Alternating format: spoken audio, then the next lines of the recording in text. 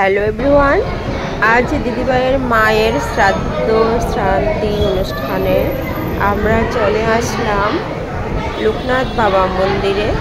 তো এখানে আমাদের কয়েকজনের জন্য একটা অন্নভোগের আয়োজন করা হয়েছে।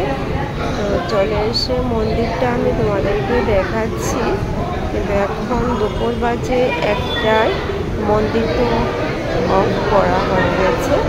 এখানে সমস্ত লোক এসে গেছে, আর এখানে অন্নভোগের যে আয়োজন করা হয়েছে, তো এখানে বসে গিয়েছি, আর এখানে সবাই বসে গিয়েছে অন্নভোগ নেওয়ার জন্য।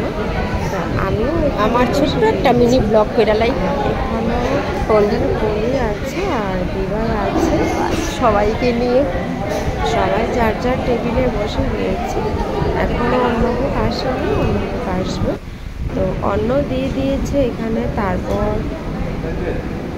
এই অনুষ্ঠানে আয়োজন করা হয়েছে শাক পাতে। প্রথমে তো অন্ন দিয়ে দিয়েছে, আর এখানে প্রচুর শাক তো মেন দিতে হয়, আর এখানে প্রচুর শাক দিয়ে দিচ্ছে।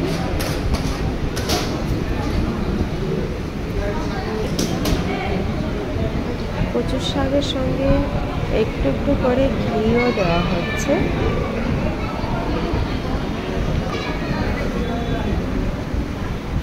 আর এখানে আমি কচুর শাক মেখে নিচ্ছি।